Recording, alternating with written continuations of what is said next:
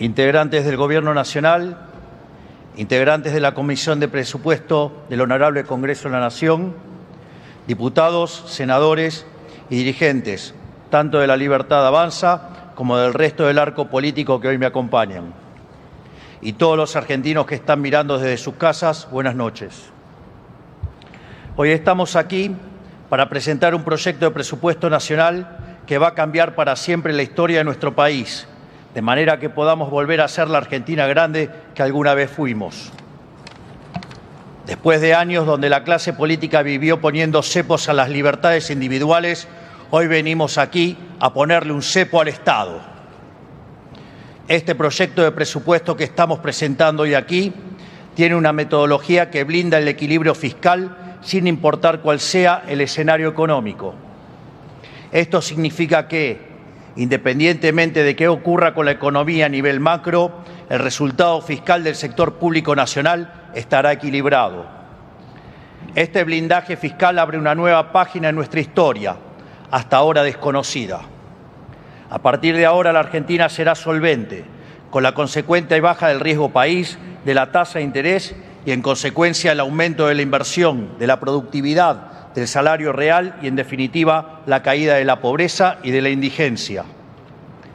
De hecho, no puedo dejar de comentar que estamos hoy aquí, en esta misma casa, donde en diciembre del año 2001 fue declarado y aplaudido durante la presidencia de Adolfo Rodríguez Sá, a casa llena y en medio de enorme algarabía, el default de la Argentina.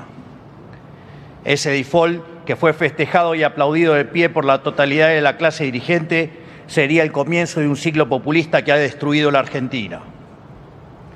Algunos se preguntarán por qué estoy yo hoy aquí, esta noche, si en general quien suele presentar el presupuesto nacional en el Poder Ejecutivo le propone al Congreso es el ministro de Economía. Decidí hacerlo personalmente por dos razones. Primero, porque soy economista, además estoy orgulloso de eso.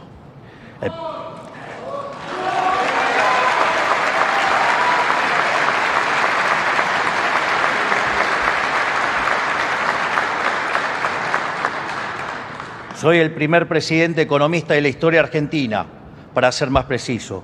Y como soy economista, probablemente por deformación profesional, para mí el destino de un pueblo se juega en las definiciones económicas que toma.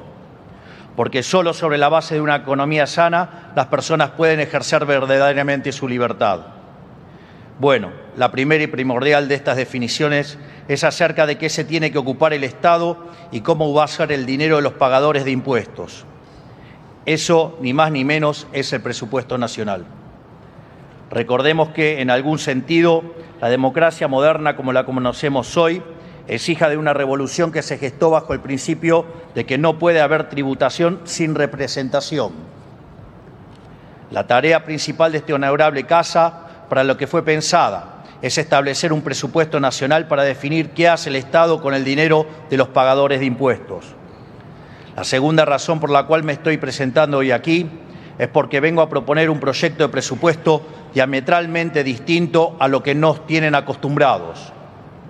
No solo distinto, sino el más radicalmente distinto de nuestra historia. Y he aprendido de primera mano que a más profundo el cambio, mayor tiene que ser el esfuerzo empeñado para pelear por él. Por eso estamos aquí hoy, porque el presupuesto nacional no es solo una ley más, es la ley de leyes, es la hoja de ruta bajo la cual ordenaremos las prioridades de nuestra gestión en la presente hora nacional. La piedra basal de este presupuesto es la primera verdad de una administración pública sana, una verdad que durante muchos años ha sido relegada en Argentina, el déficit cero. Lo primero que hay que entender es que cuando los gobiernos quieren gastar y gastar compulsivamente y no les da el margen para seguir subiendo impuestos, como ocurre en la Argentina, la única forma de pagar la cuenta es pidiendo plata prestada o imprimiéndola en el Banco Central.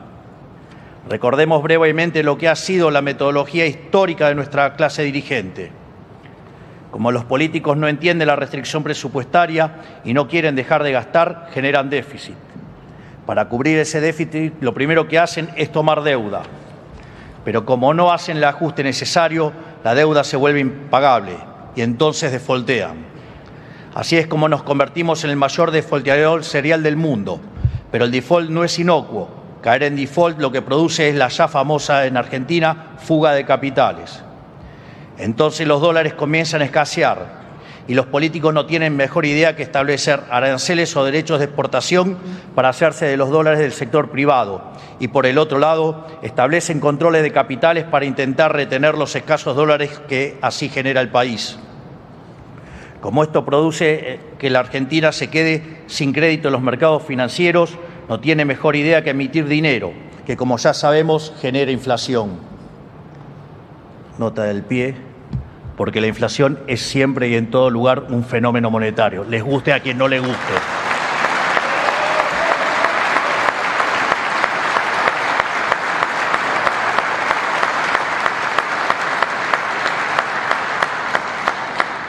Para combatir la inflación ponen controles de precios que hace 4.000 años sabemos que no funcionan e inventan regulaciones que destruyen la propiedad privada, entorpecen el cálculo económico, destruyen capital y en consecuencia aumentan la pobreza y la indigencia.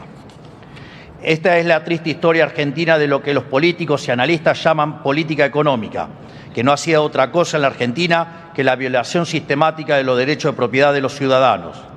Dicho de otro modo, el déficit solo se cubre con deuda, que no es ni más ni menos impuestos futuros, impuestos sobre las futuras generaciones, o con más impuestos presentes o con emisión de dinero.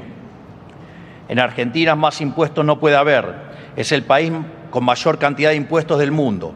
Y si a eso le sumamos que el 50% de la actividad económica es informal, la presión impositiva formal en Argentina ronda el 60%. Un verdadero disparate para un país que necesita desesperadamente acumular capital. Una vez descartada la posibilidad de subir impuestos, la otra forma de solventar el déficit es con deuda, es decir, cargándole a las generaciones futuras el despilfarro de hoy. Esto no es otra cosa que entregar en el altar del populismo la vida de nuestros jóvenes, es decir, implica el exterminio de las generaciones futuras, quien hoy ya en un 70% son pobres. Pero Argentina, producto de ser el mayor defolteador serial del mundo, no tiene acceso al crédito, por ahora, lo que inhabilita cualquier tipo de endeudamiento, aun si fuera deseable, cuando en realidad nunca lo es. Y cuando esa alternativa se agota, el déficit se paga imprimiendo pesos, que es robarle a todos los argentinos mediante el señoriaje. Para que tomen dimensión de la estafa que hemos vivido, la política le ha robado a los argentinos cerca de 25.000 millones de dólares por año en señoriaje los últimos 20 años. Y digo robado no como eufemismo, sino en sentido literal, porque cuanto más dinero se emite, cada peso que un argentino tiene en su bolsillo vale menos. Con el doloroso agregado de que la inflación, que es consecuencia directa de la emisión monetaria, golpea entre 25 y 30 veces más a los que menos tienen. El problema del déficit, sin embargo, no es una novedad. En la Argentina tuvimos déficit fiscal 113 de los últimos 123 años, y esos 10 años que no tuvimos déficit fue porque ya había saltado todo por los aires y estábamos en default. Quiere decir que prácticamente el 100% de nuestra historia moderna los gobiernos incumplieron esta verdad básica de la economía y le pasaron la factura al común de los argentinos una y otra vez. También quiere decir que este será el primer año de superávit fiscal sin entrar en default de toda la historia argentina. Vaya si no hay gestión. No es casualidad, entonces, que seamos el máximo defolteador serial de la historia moderna si hemos vivido un siglo tomando deuda que no podemos pagar. No es casualidad que hayamos vivido con una inflación desorbitante durante el último siglo, habiendo terminado el año 2023 con la inflación interanual más alta del mundo, por encima de Venezuela y el Líbano. No es casualidad tampoco que en los últimos 120 años hayamos pasado de tener el PBI per cápita más alto del mundo a ser un país donde el 60% de la población es pobre. El huevo de la serpiente de todos los problemas económicos argentinos, de todos, que es el déficit fiscal, es la única constante a lo largo de nuestra historia. Porque la deuda es producto del déficit, la emisión monetaria es producto del déficit, la inflación es producto de financiar el déficit con emisión, la destrucción del capital es producto del endeudamiento que genera el déficit. Por lo tanto, la pobreza y la indigencia son producto del déficit. Se preguntarán entonces, ¿a quién le puede servir este modelo? Bueno, ¿Saben cuál es la madre del déficit? La razón por la cual hay déficit. La compulsión inagotable de los políticos por el gasto público, que no conoce restricción presupuestaria alguna. Porque es solo gastando plata que no es suya que pueden hacer negocios para ellos, sus clientes y sus amigos. Jazz Friedman decía que no hay peor forma de gastar que el gasto estatal, porque hay 4 maneras de gastar dinero. Gastar el dinero propio en uno mismo, gastar el dinero propio en terceros, gastar el dinero ajeno en uno o gastar el dinero ajeno en terceros. Y como uno no conoce las preferencias ajenas ni es responsable del dinero ajeno porque no sabe cuánto costó conseguirlo, la peor forma de gastar dinero es gastar el dinero de otros en otros, que es precisamente el gasto del Estado. Hoy, algo que tiene que quedar claro de una vez y para siempre: no hay nada, pero nada, más empobrecedor para el común de los argentinos que el déficit fiscal. Y no hay nada, pero nada, que enriquezca más a los argentinos que a los políticos que el déficit fiscal. Este es el triste papel que el gasto público juega en el modelo de la casta. La política ha adornado este modelo con buenas intenciones y marcos teóricos rimbombantes. Por años los hemos escuchado hablar de la justicia social, que no solo no es justa, sino que es extremadamente violenta. Porque la justicia social implica sacarle a unos para darle a otros, basada en un principio inconsistente que dice que donde hay una necesidad, nace un derecho. Pero el problema, estimados, es que las necesidades son infinitas y los recursos son finitos. Por eso, cuando el político pide más y más y más gasto para repartir plata que no hay, en realidad lo que está haciendo es estafando a todo el pueblo argentino. Está jugando con el futuro de todos para anotarse un par de puntitos políticos con algún discurso bien pensante en el camino. Porque el político sabe perfectamente que cuando aumenta el gasto público le está poniendo la plata en un bolsillo a la gente para sacarle el doble por el otro bolsillo. Por eso vetamos el proyecto de aumento del gasto público que sancionó este Congreso y por eso vetaremos todos los proyectos que atenten contra el equilibrio fiscal.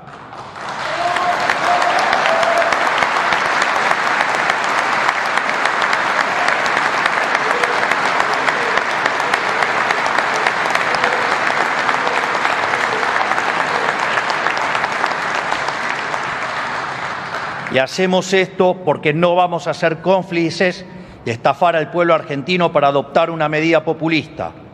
El único contexto en el que aceptaremos discutir el aumento de un gasto es cuando el pedido venga con una expresa explicación de qué partida hay que reducir para cubrirlo. Si no es así, será vetado.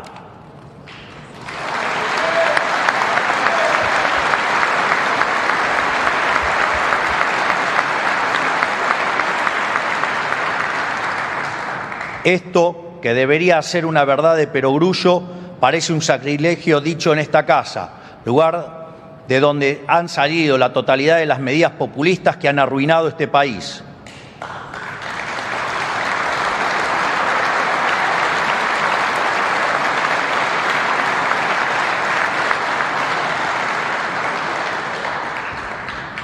Lo paradójico es que siempre salen con enorme apoyo, porque es una regla tácita de la política argentina que cuanto más voto tiene un proyecto en el Congreso, peor es para la sociedad. Así lo han vuelto a demostrar en esta casa en las últimas semanas, porque ellos tienen algo muy claro, que pesa más que cualquier perjuicio que le pueda infligir a la sociedad. Saben que si se termina el déficit, a muchos se les termina el negocio.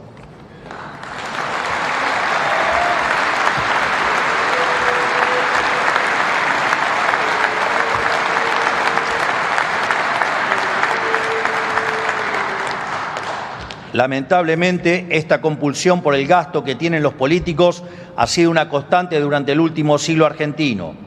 Desde 1901 hasta la fecha hubo 22 crisis económicas en la Argentina. 20 de esas 22 se caracterizan por un déficit fiscal alto o directamente extravagante, lo cual generó una profunda volatilidad en la economía argentina, atentando contra la inversión y el crecimiento.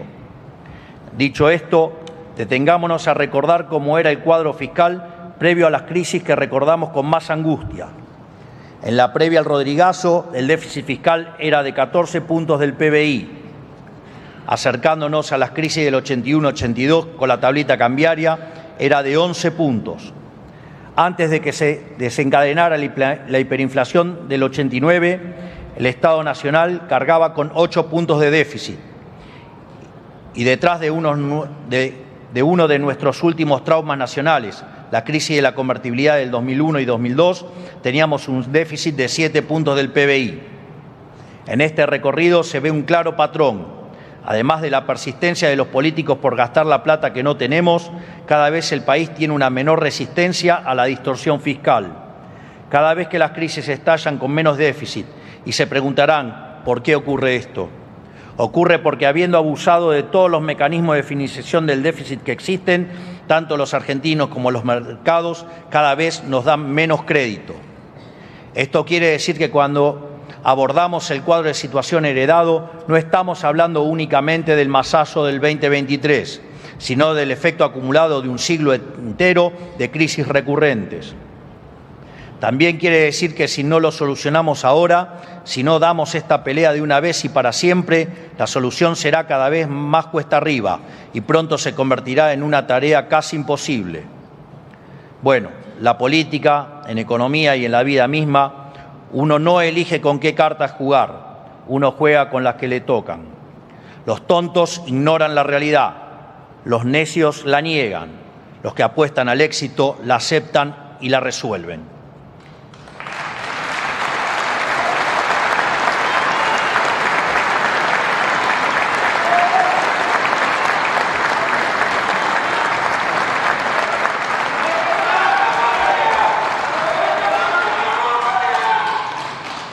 La mano que nos tocó a nosotros no fue ni más ni menos que la peor herencia de la historia, tanto en materia fiscal y monetaria como en múltiples dimensiones de la vida social argentina. Heredamos un déficit consolidado de 15 puntos del PBI, de los cuales 5 puntos pertenecían al Tesoro y 10 al Banco Central, más que en cualquiera de estas crisis que acabo de mencionar. Pero algunos que dicen ser economistas, que viven de olvidarse cosas a propósito, salen todos los días en televisión haciendo la cuenta que vivíamos en Suiza.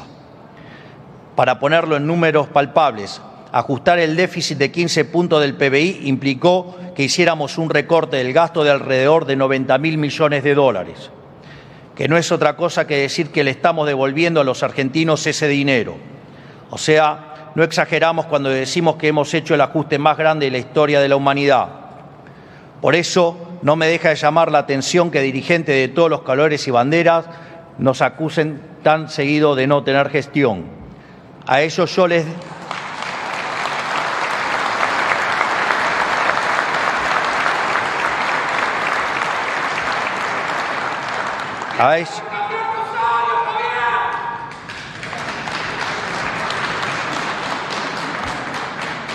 A ellos yo les digo, ¿saben qué? Gestionar no es designar miles de funcionarios en todos los rincones del Estado cuando la mitad de esas áreas no deberían existir. Gestionar no es un director nacional firme una resolución para gastar millones de pesos en servicios que el sector privado puede proveer mejor y más barato. Gestionar no es hacer rutas que no conducen a ningún lado ni viviendas hacinadas que nadie quiere. Gestionar no es saber usar el GD, como decía el ex candidato Massa. Gestionar es haber evitado la hiperinflación que nos dejaron en puerta.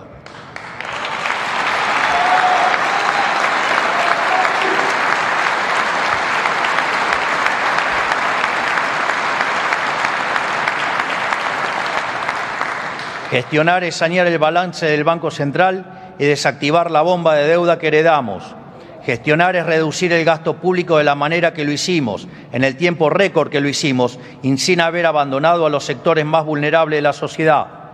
Gestionar es haber aprobado la reforma legislativa más grande de los últimos 40 años con 37 diputados y 6 senadores. Motivo por el cual también agradezco mucho a aquellos que nos han acompañado en todas estas acciones de leyes.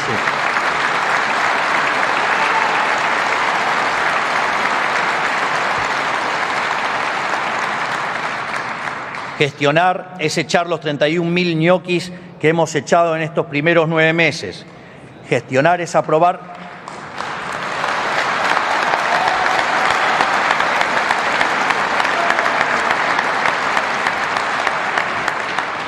Gestionar es aprobar la boleta única de papel, una bandera de aquellos que hablan de transparencia pero que poco han hecho por ella.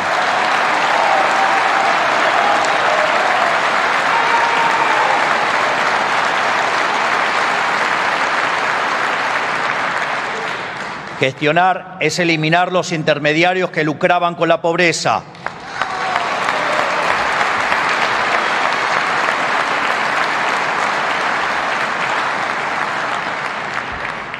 Gestionar es haber eliminado los piquetes y llevar más de 4 meses sin corte de calle en el AMBA.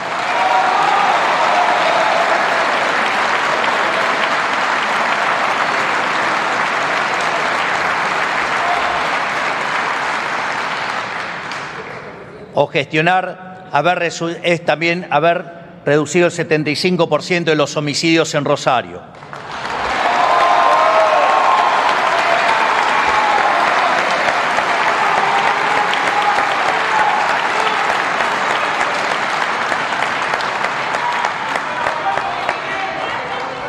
Gestionar es remover las infinitas regulaciones que hay en todos los sectores de la economía para facilitarle la vida a los que emprenden y trabajan.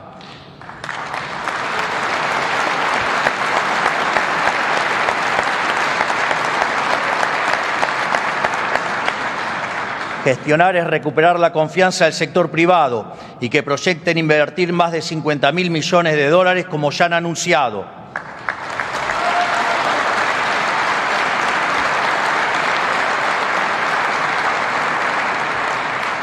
En definitiva, gestionar no es administrar el Estado. Gestionar es achicar el Estado para engrandecer a la sociedad.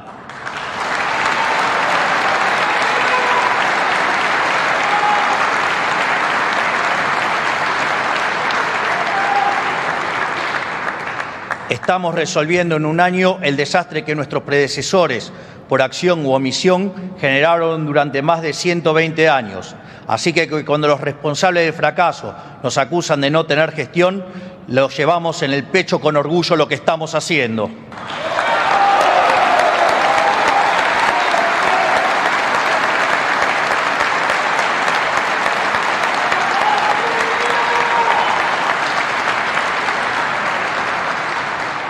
Sin embargo, el gigante desafío persiste y ahora tenemos que hacer valer el titánico esfuerzo realizado por todos los argentinos y darle sostenibilidad para el futuro. Por eso hemos decidido que parte de nuestro legado sea cambiar para siempre la metodología a través de las cuales se elabora el presupuesto. El déficit siempre fue consecuencia de pensar primero cuánto gastar y después ver cómo financiarlo.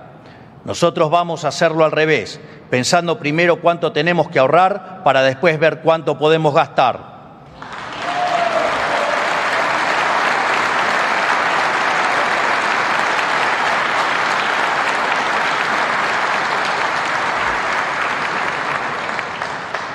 Por eso estamos proponiendo una regla fiscal inquebrantable para este presupuesto y para todos los presupuestos que vengan de acá en adelante.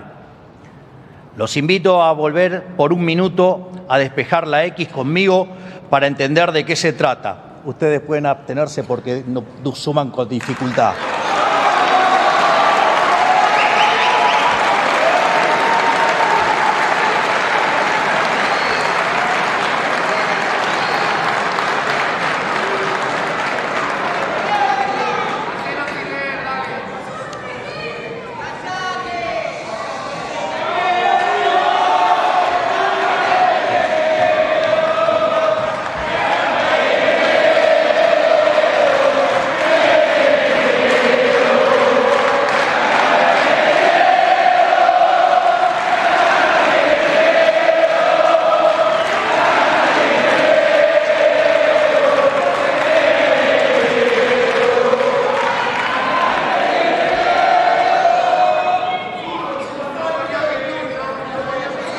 Mirá que yo lea o no, vos seguís sumando con dificultad, Martínez.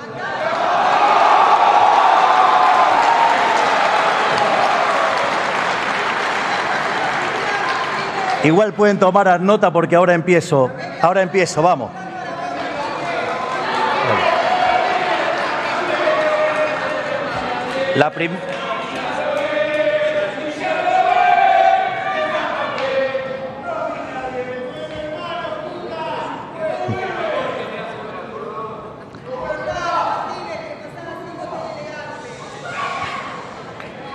La primera premisa de la que partimos es que el superávit primario tiene que equivaler o exceder obligatoriamente al monto de los intereses de deuda a pagar. De modo que, si el superávit primario es el resultado de netear los ingresos con los gastos corrientes y de capital, el gasto primario tendrá que ser igual o menor a los ingresos, menos el superávit primario.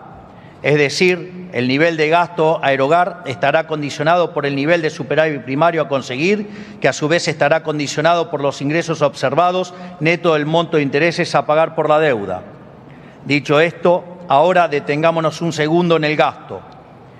El gasto corriente está compuesto de la suma del gasto automático, ilícitamente indexado por ley, y el gasto discrecional. El gasto automático es el componente de gasto que está indexado a la inflación y otras variables macro. El gasto discrecional no está indexado, o sea que no importa la inflación que haya, sigue siendo el mismo. Bajo este nuevo esquema que estamos proponiendo, si los ingresos son mayores a los estimados, el gasto automático podría aumentar en línea con los ingresos, pero el gasto discrecional se mantendrá congelado. Por otro lado, mirando ahora los ingresos, cuando el aumento de la recaudación sea transitorio, el Estado podrá ahorrar, absorbiendo pesos o para cancelar deuda, lo que permitirá seguir bajando la inflación y o mejorar el perfil de deuda argentino. Y si el crecimiento económico es permanente y en consecuencia el aumento de los ingresos es estructural, el Estado va a poder devolverle a la sociedad esa mayor recaudación en reducción de impuestos, tal como nos hemos comprometido. Por otro lado, si la economía no crece y los ingresos son menores a los estimados, caerá también el gasto automático y reduciremos el gasto discrecional, tal que igualmente se alcance el déficit cero. Por lo tanto, esta vez será el sector público y no el privado el que absorberá los efectos de las perturbaciones que sufra la economía. En resumen, nuestra metodología presupuestaria va a lograr 3 objetivos inéditos. 1. Va a blindar el equilibrio fiscal para siempre, terminando con el castigo de la deuda y la emisión. Va a obligar al Estado a hacerse cargo y a absorber los efectos de las perturbaciones en la economía. Y para cuando haya mejoras permanentes, como serán los años venideros, va a obligar a devolver el exceso de recaudación a la sociedad a través de la reducción de impuestos. Esto quiere decir que, de mantenerse esta metodología de acá en adelante, no solo podremos ir reduciendo impuestos, sino también el tamaño del Estado, que es la verdadera presión impositiva. Quiero volver a repetirlo para que quede claro y no haya dudas. Esta metodología que estamos presentando en el presupuesto nacional blinda el resultado fiscal, sea cual fuera el escenario macroeconómico. No importa qué suceda con la economía, no importa si nuestras estimaciones están bien o mal, sea cual fuera el escenario económico, el resultado fiscal estará siempre garantizado.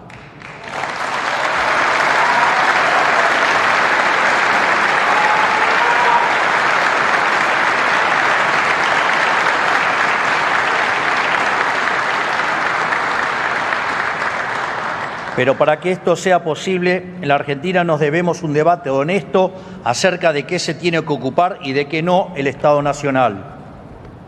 Nos hemos acostumbrado a pensar al Estado Nacional como una niñera que se tiene que hacer cargo de todo, desde darle de comer hasta entretener a cada ciudadano.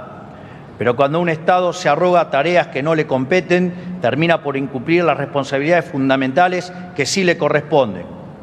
Así llegamos a un Estado que, en el afán de cumplir todos los supuestos deseos de sus ciudadanos, no pueden cumplir ni por asomo sus obligaciones básicas. Así es como llegamos al 50% de pobreza, al retorno del analfabetismo, tasas de criminalidad siderales, un entramado energético que no soporta 4 días de calor seguidos, fuerzas armadas abandonadas y sin capacidad de respuesta, una justicia trágicamente lenta y hospitales públicos sin insumos que no pueden curar a nadie.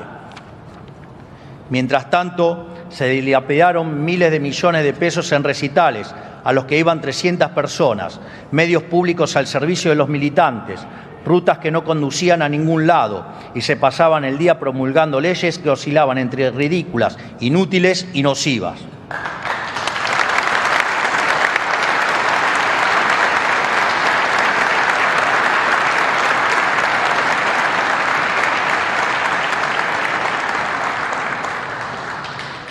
Como dijo Cicerón, Cuanto más se acerca el colapso de un imperio, más estúpidas son sus leyes. Y vaya que ha hecho cosas estúpidas el kirchnerismo.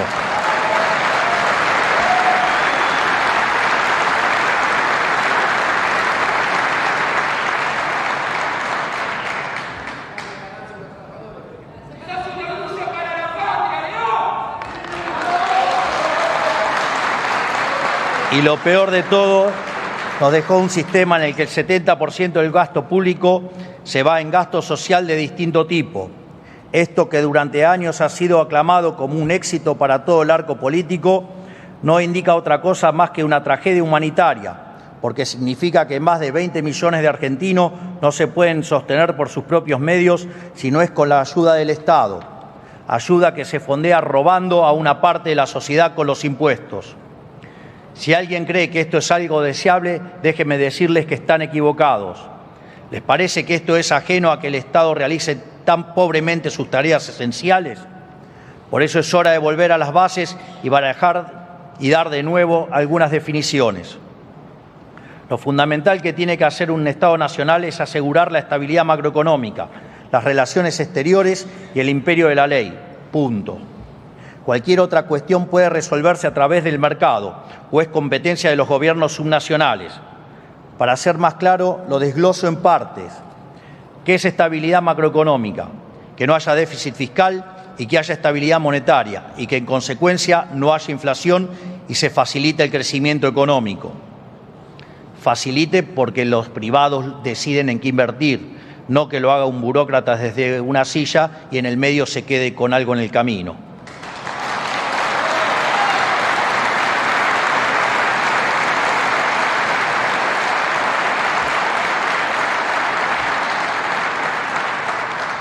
Es más, y que al no haber inflación no haya distorsión de precios y que en consecuencia las personas, las familias y las empresas puedan recuperar el cálculo económico, la capacidad de proyectar y, en definitiva, recuperar su futuro.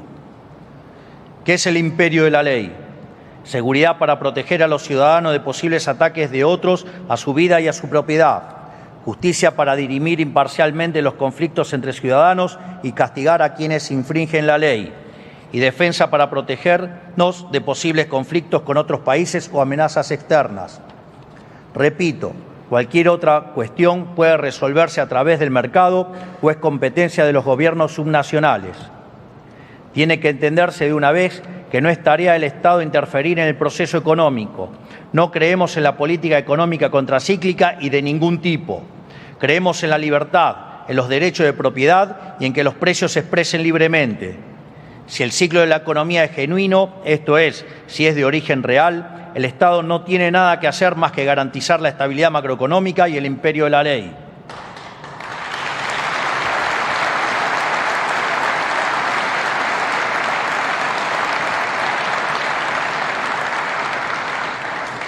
Si el ciclo económico no es de origen real, sino que es generado por el Estado, es lo mismo que aceptar que un mafioso nos rompa las piernas para luego venir a ofrecernos las muletas. No queremos las muletas del Estado, queremos vivir en libertad, no queremos que nos rompan las piernas.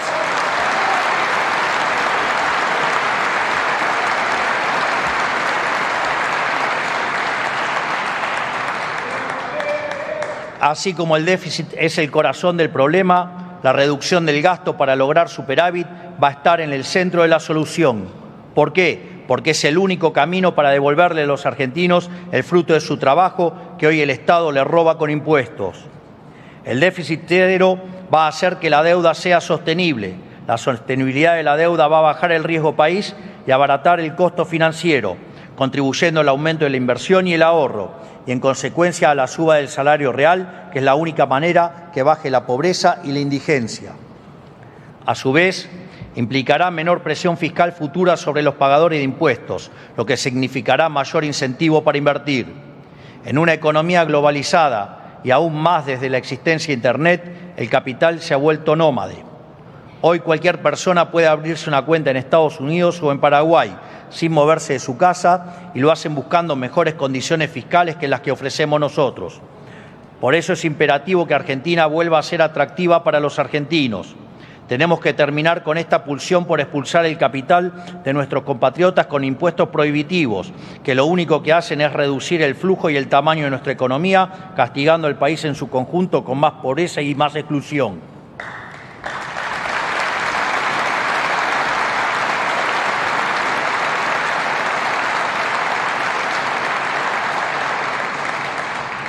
Queremos que las empresas argentinas vuelvan a ser competitivas para que puedan contratar a más trabajadores, pagarles mejores sueldos y así frenar el éxodo de capital humano que vivimos hace más de 20 años. Hay que amigarnos de una vez por todas con la idea de que lo mejor para un trabajador es un empresario que invierte. Pero la única forma de multiplicar la cantidad de empresas es dejándoles de meter la mano en el bolsillo y liberándolos del infierno de regulaciones, permisos y costos altísimos que tiene la actividad privada en la Argentina. Para llegar a este punto, nos hemos propuesto el plan de reformas estructurales más ambicioso de toda la historia argentina, el cual inició con el decreto 630-23, siguiendo con la aprobación de la ley de bases sancionada por este Congreso y continúa con todas las desregulaciones que anunciamos a diario, sumando los proyectos de ley que seguiremos enviando a este Congreso. Gracias a esta mega reforma del Estado que hemos emprendido, estaremos alcanzando niveles de libertad económica similares a los de Alemania, Francia o Italia, en menos de un año de gestión con viento y marea en contra. Y vamos en rumbo firme y decidido a ser el país más libre del mundo, porque la libertad nos traerá prosperidad y nos hará grandes de nuevo. Sin embargo, incluso si todo saliera como pensamos, esta guerra que llevamos adelante contra el gasto público y el costo argentino se pelea en todas las dimensiones del Estado y también en las jurisdicciones provinciales y municipales. Por eso, a los gobernadores les digo, cumplir el compromiso de bajar el gasto público consolidado a 25 puntos del PBI requiere que las provincias en su conjunto hagan un ajuste adicional de 60.000 millones de dólares. Nosotros ya hemos cumplido nuestra parte del acuerdo. Ahora faltan ustedes. Los argentinos a lo largo y ancho del país saben perfectamente bien que por cada peso que dejen de gastar las provincias y los municipios se lo podrán devolver en bajas de ingresos brutos u otras tasas. Si cumplen con este mandato popular, los argentinos de bien estarán agradecidos. Pero déjenme decir que hay algo que estoy seguro que los argentinos no van a permitir, y es que cuando el Estado Nacional elimine o baje un impuesto, ustedes quieran subir los suyos. No va a caminar. Los argentinos son un pueblo rebelde y cansado de las avivadas de los políticos. Estamos viviendo un momento bisagra en nuestra historia. No lo subestimen. De hecho, cuando ingresé en la política señalé que no venía a guiar corderos, sino a despertar leones. Y les cuento...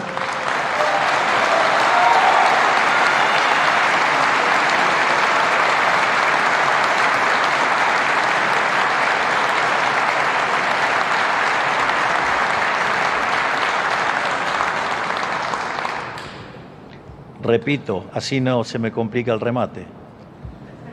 Cuando ingresé en la política señalé que no venía a guiar corderos, sino a despertar leones.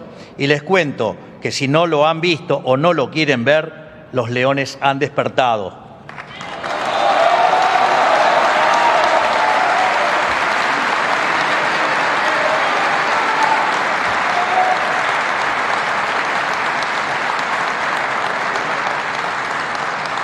Por último,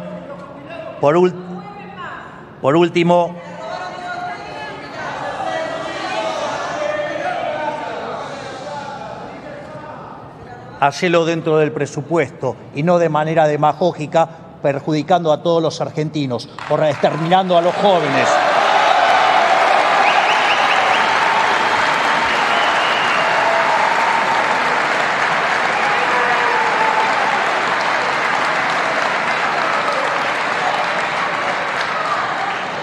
Por último, quiero hablarle a los integrantes de este Congreso. Este es un momento bisagra en la historia de nuestro país. No aparecen seguidos momentos donde se pueda cambiar el curso de la historia. Si fuera fácil, no estaríamos hoy en donde estamos. Por eso tenemos la oportunidad, más que la oportunidad, la obligación de aprovechar este momento. Porque recuerden, cuanto más nos sumergimos en el fondo del mar, más que nadar para salir a flote. Pero el único camino hacia el progreso es terminar con el déficit fiscal, bajar el gasto público, eliminar impuestos y confiar en el ejercicio de la libertad por parte de los argentinos. Todo lo que ustedes odian.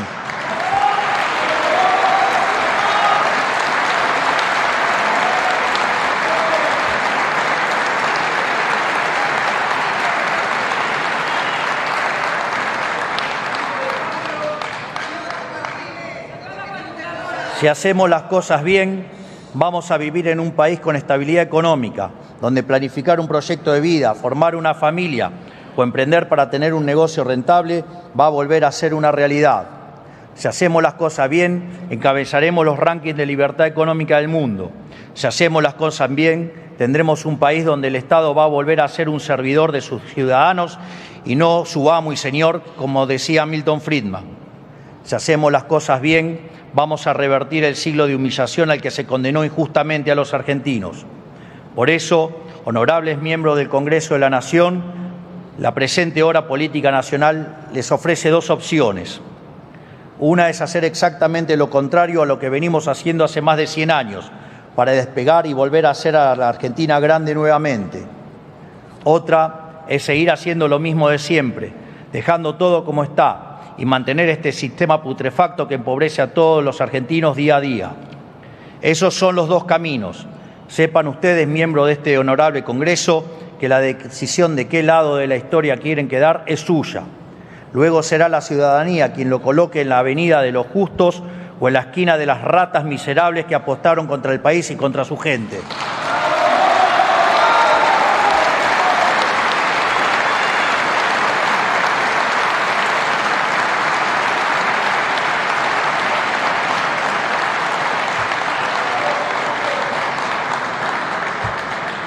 Para finalizar, quiero citar nuevamente a Marco Tulio Cicerón, el gran legislador romano, que decía: el presupuesto debe equilibrarse, el tesoro debe ser reaprovisionado, la deuda pública debe ser disminuida, la arrogancia de los funcionarios públicos debe ser moderada y controlada, y la ayuda a otros países debe eliminarse para que Roma no vaya a la bancarrota. La gente debe aprender nuevamente a trabajar en lugar de vivir a costa del Estado.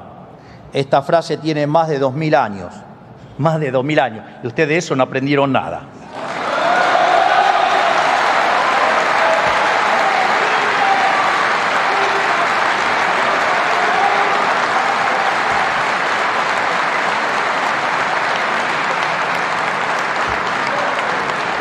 Confío en que este honorable Congreso Nacional debatirá el proyecto de presupuesto nacional con la responsabilidad y la seriedad que nuestra situación actual requiere. Que Dios bendiga a los argentinos y que la fuerza del cielo nos acompañe. ¡Viva la libertad, carajo! ¡Viva la libertad, carajo! ¡Viva la libertad, carajo! Muchas gracias.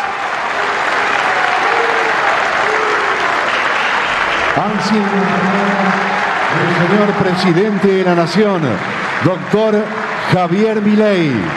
De esta manera damos por finalizada esta reunión. Que tengan muy buenas noches.